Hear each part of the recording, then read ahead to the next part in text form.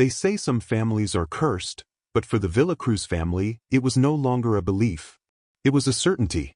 Everyone who walked through the doors of their house ended up disappearing, descending into madness, or being found in a state no doctor dared describe publicly.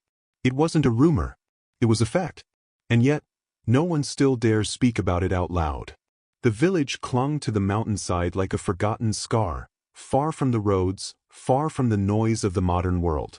There, the fog wasn't a mere whim of nature. It seemed to have a will of its own, stretching between the thatched roofs, creeping along the narrow paths, as if seeking to protect a secret. And at the heart of this setting, on the darkest height, stood the Villacruz house. It was no ordinary house. Its massive walls, built of volcanic stone, seemed to absorb the sunlight. The windows, tall and narrow, always remained closed, as if the outside air were unworthy of entering. The locals said that the estate was older than the Villacruz family themselves, that it had been built on much older foundations, dating back to the time before the Spanish had yet set foot on these lands. The Villacruz family was rich, too rich for such a remote place. Their fortune seemed to spring from nowhere. They were never seen trading, yet they always had servants, horses, and jewelry from elsewhere. Their clothes were imported, their wine came from Spain, and every Sunday they filled the front row of the church, dressed in impeccable black, their faces as grim as statues. But this ostentation didn't inspire admiration. It fueled fear. For at night, the estate took on another life. Peasants reported hearing strange noises carried by the wind. These weren't simple cracking of wood or barking dogs. No, these were screams. Not prolonged cries of pain, but muffled cries, as if held back by an invisible hand.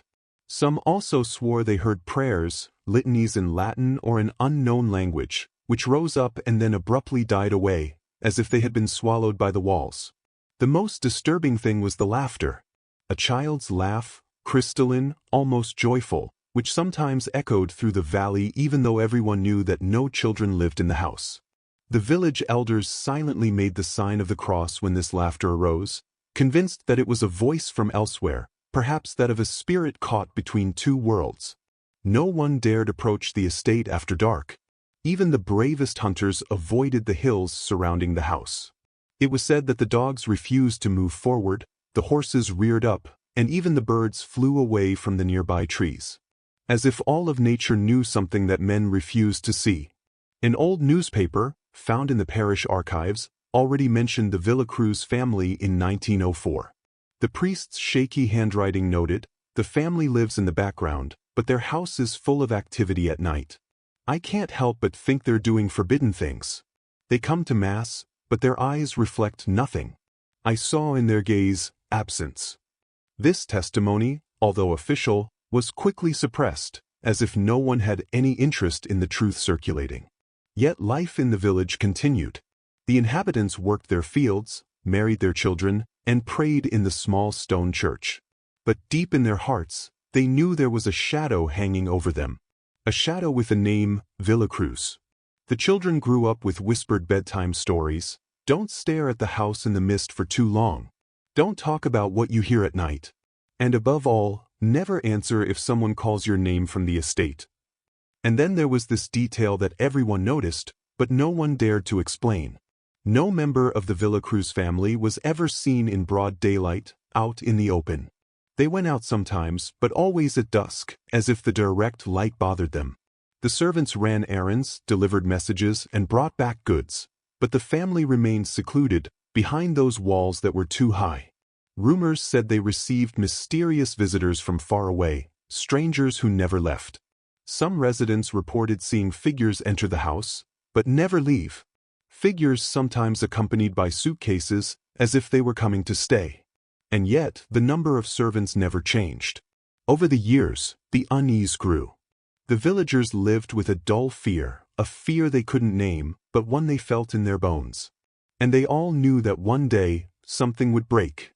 For a house that holds back screams, a house that hides a child's laughter where there are no children, a house where light never seems to penetrate, cannot remain silent forever.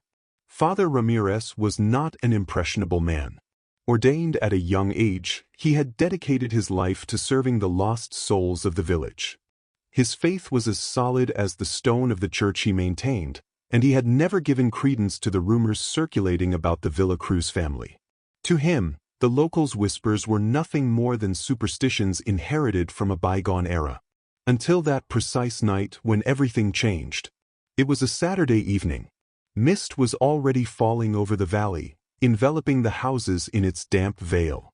The priest had been urgently called to the home of a sick old woman, and his path led him past the Villacruz estate. The house was plunged into total darkness, its windows closed as always, but the small chapel adjoining the manor house let a flickering light filter through.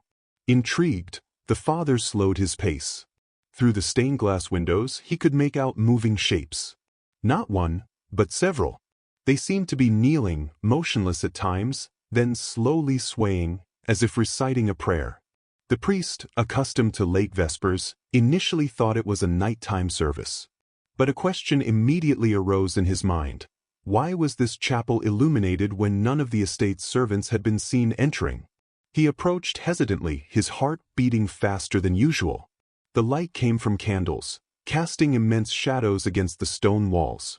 But what struck him was the orientation of the figures. They weren't facing the altar as he would have expected. No, they seemed to have their backs to the crucifix, as if worshipping something else, invisible, placed in the center of the room. Father Ramirez instinctively recoiled. His throat tightened. He, who had learned to distinguish sacred order from pagan chaos, knew when a prayer was addressed to God or to something else. And what he saw at that moment was anything but Christian. The next day he dared to share his observation with 2 members of the parish council. But as soon as he mentioned the Villacruz family, their faces turned cold. "Padre, don't interfere in their affairs. What you think you saw was just a trick of the light. Nothing more." The reaction was so swift, so sharp, that he immediately understood that some already knew, but preferred to remain silent. Over the next few weeks, he returned to the same path several times, hoping to see the strange scene again. But the chapel remained dark, with no sign of life. Was it a hallucination born of fatigue? Or had he come across something he should never have seen? In his diary, found decades later, we can read these words written in shaky ink. "Their shadows do not pray to Christ. I fear that what they venerate demands something other than Hail Marys. Perhaps souls. Perhaps blood." This simple sentence was enough to sow doubt in the minds of the researchers who rediscovered these archives. For if a man as pious and rational as Father Ramirez had doubted, it meant that something very real was hidden behind those stained glass windows. Villagers later confirmed in hushed voices that they too had seen the light in the chapel on certain nights. One spoke of a strange smell emanating from it, a mixture of burnt wax and burnt flesh. Another swore he had heard children's voices, but monotonous, emotionless voices, reciting incomprehensible sentences. The most disturbing was the testimony of a servant who had worked for the Villacruz family for a few months before disappearing. She confided to her cousin that every Saturday, the masters came down to the chapel at midnight. They wouldn't let any servants in, but she claimed to have found a crumpled piece of parchment near the altar, covered in symbols she didn't understand. The next day, the parchment was gone. 2 days later, the young servant abruptly left the village, never to be heard from again. All this might have remained in the realm of rumor, had the priest not so precisely described what he had seen: kneeling figures, worshipping not God, but something beyond the field of mortal vision. This precise detail, the turning away from the crucifix, was long considered the most terrifying evidence in the case. For in Christian tradition, turning one's back on the altar is the ultimate sign of denial. That evening, Father Ramirez did not cross the chapel door. He continued on his way, but he never again found the serenity of his prayers. Those who knew him noticed a change. He spoke more quietly, he avoided certain topics, and sometimes, in the middle of a sermon, his gaze would wander toward the hill where the Villacruz house stood, as if an invisible threat weighed on his shoulders. "I served in the Villacruz household for 3 years. 3 years too long, where every night seemed like a trap. Those who have never set foot there cannot understand. They always say that the walls of a house guard the secrets of their masters. But there, the walls were not mere guardians. They seemed complicit. The first thing I noticed were the mirrors. In my family, we had always respected mirrors. We saw our reflection in them, we checked our appearance, nothing more. But in this house, mirrors were an obsession. At nightfall, we all received the same instruction: cover every mirror, every polished surface, from the attic to the cellar. There were mirrors everywhere, and not just in the bedrooms. Even in the hallways, on the stairways, behind certain doors. Antique mirrors, framed in carved wood or tarnished metal, as if the house had been designed to look at itself. I once asked why this was necessary. The lady of the house stared at me for a long time, without blinking. She only said, to prevent them from going out. Her voice was soft, almost reassuring, but her eyes shone as if she were telling me a truth that was best left unsaid. Who were these they? I never dared ask. The servants avoided talking about it among themselves, but I could see they shared my fear. Everyone went about their work, heads bowed, as if they had to make sure the mirrors were covered before the last light of day. It had become a precise ritual, timed to the minute. One night, however, one of the young servants left a small mirror lying in a narrow corridor near the library. I still remember it. Around midnight, a sharp noise echoed throughout the house, as if the glass had shattered from the inside. We rushed over, and there we found the mirror cracked, but not broken. The shards formed black veins on the surface, like a spider's web. No one dared touch it. The next morning, the mirror was gone, replaced by another, intact one, without any of us having been ordered to move it. I never knew if it was the master of the house who took care of it, or something else. The following nights, I began to perceive things in the mirrors even before they were covered. It was never clear. Sometimes, a movement in the corner of my eye, like a shadow passing behind my shoulder. Other times, a slight shift. My reflection didn't smile when I did, or turned its head a fraction of a second too late. Details that we convince ourselves we've invented, but which end up eating away at our reason. I especially remember one time, going down the stairs. The mirror at the foot of the banister reflected the hallway. But in that reflection, I saw a motionless figure where there was no one. A thin figure, dressed in white. I gasped. When I turned my head, the hallway was empty. But in the mirror, the figure was still there, and it was looking at me. I didn't say anything that night. How could I explain it? Who would have believed my words? But from that day on, I never dared look at myself in a mirror again until it was covered. The Villacruz family, for their part, seemed perfectly comfortable with this strange custom.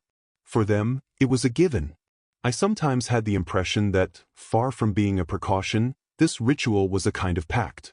As if covering the mirrors was tantamount to closing a door they knew was in danger of being crossed. The most terrifying thing was their tranquility. They never seemed worried, as if this world of reflections belonged to them as much as the stone house we lived in. And when they said, to keep them from coming out, there was neither irony nor fear in their voices.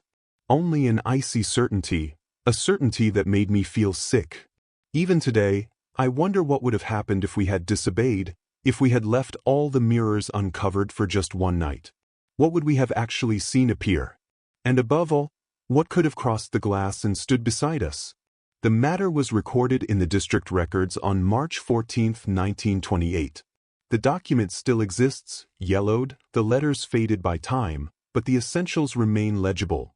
Death of Maria Isabel Villacruz, age 12, found lifeless in her bedroom at dawn.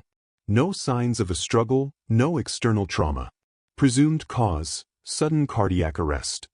The doctors called to the scene had tried to remain calm, but one of them, a certain Dr. Hernandez, later noted in his personal notebooks that the expression on the child's face in no way corresponded to a peaceful death.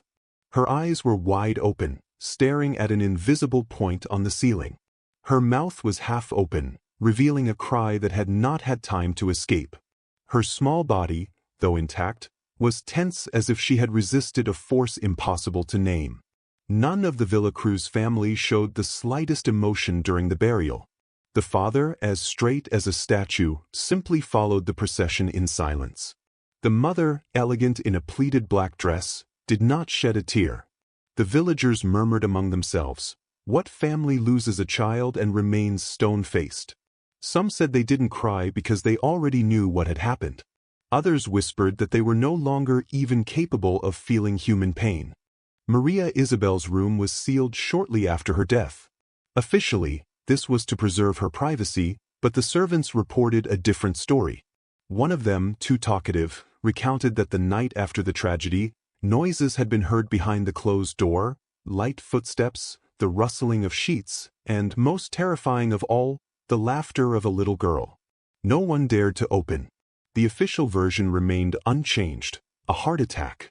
Yet, throughout the village, everyone knew that a 12-year-old child does not die like this, his gaze fixed in absolute terror. The priest Ramirez himself, who celebrated the funeral, wrote in his notes, "What I saw in those eyes was not physical pain, but the trace of a vision. As if she had beheld something inconceivable, something beyond the limits of the human mind." This detail never appeared in the final report. Local authorities, influenced or intimidated by the family's wealth, closed the case without further investigation.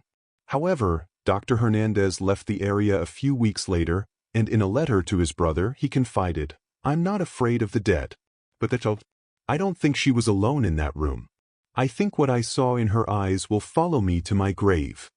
The story was passed down by word of mouth. Parents warned their children, "Never look too long toward the Villacruz house. You might see what little Maria saw." This death became a turning point. Until then, the rumors remained whispers. After 1928, they took shape. The residents stopped denying what they had always felt. Behind the stone walls, something was happening that medicine and faith could not explain. And one detail chilled the spirits even more. During the burial, the small silver cross placed on the coffin disappeared before the end of the ceremony. No one had taken it. It had simply disappeared. Some said it was a sign that Maria Isabel's soul had never found rest. From that day on, the village children told of a macabre game. At night, near the house, if you whispered 3 times, "Maria, show yourself," you could hear a muffled laugh behind the glass of the sealed room. Of course, few dared to try it. But those who swore they had done so affirmed that this laughter was not childish. It was a dry, grating sound, like a voice forced to imitate that of a little girl. Maria Isabel's death, presented as an accident, marked the first official tragedy of the Villacruz line. But behind the scenes, the servants knew it was only the beginning. In the thick dust of the cellar, beneath the damp, weathered beams, an amateur archivist claimed to have found a rust-sealed metal box. It looked as if it hadn't been opened for decades. Inside, carefully wrapped in a yellowed cloth, lay a magnetic tape. The mere fact that such an object had survived the years was already an anomaly. But what was most disturbing was what was discovered when the tape was played. The first sound, almost imperceptible, was that of breathing. Slow, measured, but clearly feminine. Then, as if from another world, a voice began to sing. Not a joyful song, nor an identifiable melody, but a strangled lullaby, oscillating between a murmur and a lament. Some witnesses claimed to recognize it as an old religious hymn, but distorted, modulated in an almost incantatory way. The more one listened, the closer the voice seemed, as if it were slipping out of the speakers to stand just behind the listener. Then came the noises. Sharp, irregular knocks, echoing against invisible walls. 3 knocks, silence. 2 louder, like an answer. The engineers studying the tape tried to find a logical explanation. Expansion of the wood, electrical interference, recording static. But nothing explained this strange coherence, this feeling that someone, somewhere, was trying to communicate. And then, in the midst of the heavy silence, another voice emerged. Deep hoarse, muffled. It was unclear whether it was speaking directly into the microphone or coming from a distant room. But its words were clear. They must never know. Never. This sentence, repeated only once, was enough to freeze the blood of those who listened. Reactions were mixed. Some spoke of a hoax, an ancient setup intended to frighten or protect a family secret. Others swore that the timbre belonged to Don Ernesto Villacruz himself, the patriarch who had been dead for decades. This detail was reported by an old man from the village who claimed to have known his voice well. It was him, without a doubt, he affirmed, his gaze fixed, as if he had just encountered a ghost. But the most disturbing thing wasn't what the tape contained. It was what happened next. The original, entrusted to a local researcher for analysis, mysteriously disappeared. There was talk of a burglary. There was speculation that an accidental fire had destroyed part of the archive. But no evidence supported either version. The tape simply ceased to exist, as if it had never been discovered. Only a few poorly preserved copies survived, hastily recorded by curious onlookers. Scrambled copies, saturated with static, where the singing is distorted, where the beats become indistinct. Yet, even altered, they retain this sinister passage, this male voice whispering the forbidden phrase. The few people who still have these fragments hesitate to disseminate them, out of fear or superstition. Some even say that listening to them too often leads to recurring nightmares, visions of kneeling figures in a dark room. Over the years, the story of this tape has become a legend in the village. It is said that each generation of residents experiences an evening when the windows of the chapel vibrate alone, as if the song were being replayed there. Some say that the house itself retains the echo of the tape recorder, imprisoned within its walls. As if the evidence could not be destroyed, only moved to another plane of memory. What's even more troubling is the possible connection between this recording and other phenomena reported around the Villacruz family. Prayers whispered in the night, impromptu masses in closed rooms, shadows kneeling behind stained glass windows. The recording, far from providing an explanation, seems to weave a common thread between these events. An invisible thread, stretched between the sacred and the forbidden.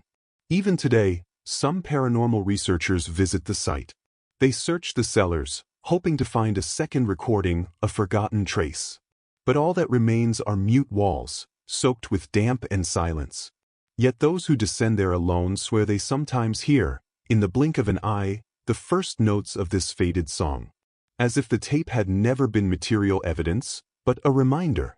A memory that refuses to disappear.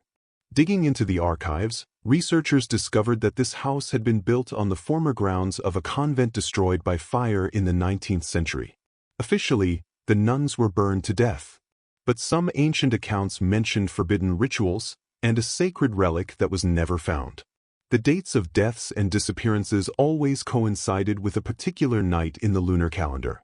It was as if the family were following an invisible cycle, an ancient debt they had to pay again and again. In 1975, an independent investigator spent an entire night in the abandoned house. The next day, he was found wandering naked on a nearby road, unable to speak. Seared into his chest were 3 inverted crosses, as if with a hot iron. He never regained his speech. Today's few visitors speak of an overwhelming sensation as they approached the house, as if the air were thicker, as if someone were standing right behind you, ready to place an icy hand on your shoulder. Some claim to have heard their own names whispered in the wind. The most disturbing thing? In 2019, a worker tasked with demolishing the house discovered a sealed room behind the walls. Inside, dozens of family portraits, all dated after the Villacruz family's official death. Smiling, frozen faces, staring into the camera, even though no family member was supposed to be alive. Perhaps the Villacruz family never disappeared. Perhaps they're still watching us from the other side of the mirror, waiting for a name to be called, for a door to be opened. And if this video is already in your ears, you might just be their next guest.